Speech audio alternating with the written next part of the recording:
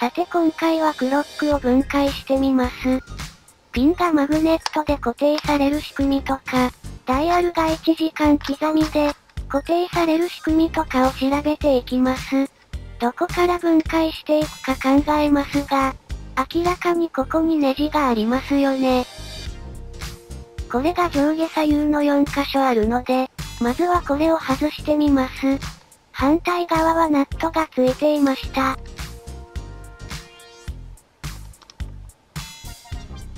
手応えがなさすぎる？プラスドライバーのサイズが合っていないのか？ちゃんと回ってるじゃん。元々がかなりゆるゆるでしたね。他のところも調べてみましょう。半回転くらい締められる感じ。4箇所全部そうなってました。それでは、改めて緩めていきます。延々と回りますが、裏のナットの厚さを想像すると1ミリ前後なので、もう外れてはいるんですよね。あとは手で引っ張ってみます。抜けました。ということで残り3箇所も緩めます。これくらいナットが浮き上がったら外れてますね。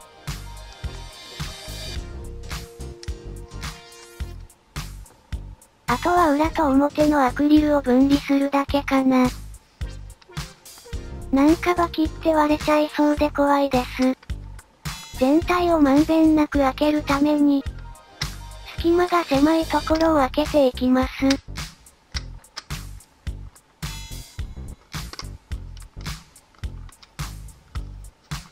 外れました。意外と簡単ではなかったです。アクリル板には上下左右があるのかな？ネジ穴もピン穴も4つですし、なんか向きはなさそうです。さてアクリル板を外した後もまだ使えますが、この後はどうやって分解するのか？ネジがないのではめ込んでいるだけですかね？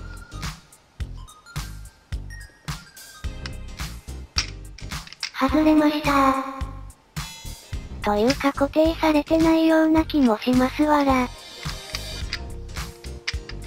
中はこんな感じでした。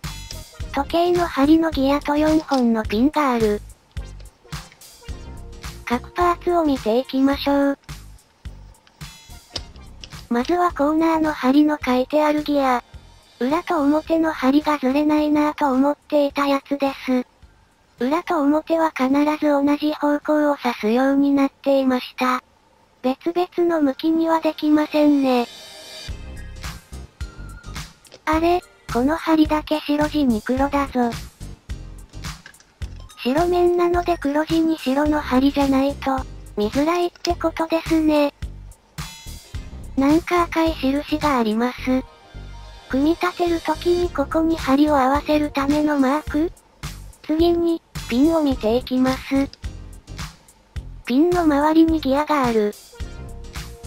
このギアがあるからダイヤルを回すと隣が回るんですね。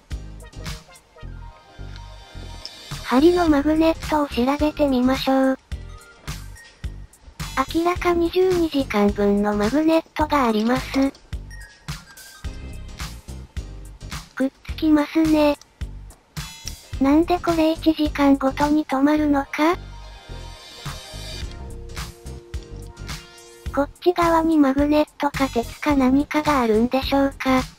もしかしてこの赤いのがマークじゃなくてマグネットとか？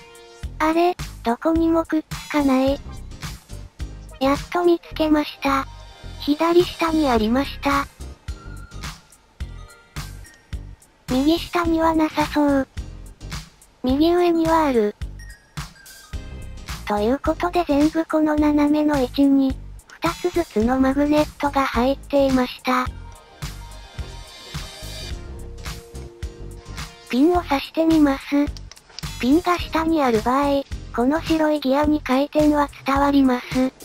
ピンが上にある場合、回転は伝わりません。そんな感じで四つ角のダイヤルを回した時の動きが、決まっていました。ピンの上下はどうやって固定しているのか？ここに大型のマグネットが入っているのかな？ピン側にもマグネットが入っています。大型なのか大きい一つなのかわかりません。ギターのピックが見当たらないので、ケーキを作る時のコテで分解しようと思いましたが、厚みがありすぎて入りませんでした。ということでマイナスドライバーで分解。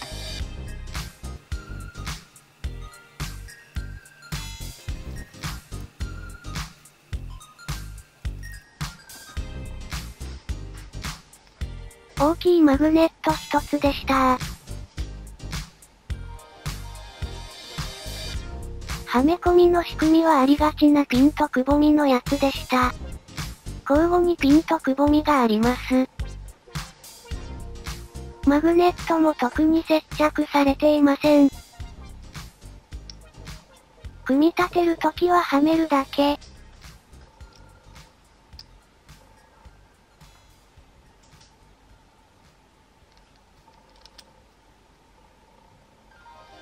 うまくできてますね。1個1円の内職とかでもやりたくないですね。このケーキのコテ、1ミリくらいあるのかなって起きる心配はないですがピックは 0.43 ミリとかなので、今度砥石で研いでみましょう。コーナー以外の針は裏と表が分離しているので、裏と表で独立して動きます。ピンが下にあるとピンのギアに繋がっている。下のギアも一緒に回る感じですね。ピンが上にあるときは上のギアに伝わる。分解していて旗と気がついたことがあります。このクロック、電力がいらないんです。それどころかゼンマイとか何もない。GE 製だけに推奨発信すら使ってません。12時間に一度は正しい時を指すという正確さ。茶番はさておき、組み立てていきます。なんとなくパリティなさそうなんで適当な向きに入れます。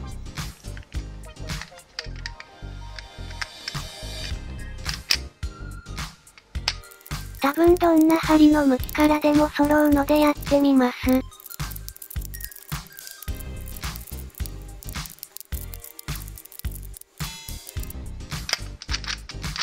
揃いました。あとはアクリル板ですが、特に向きはありません。ロゴとかも彫られていませんし、90度回しても構いません。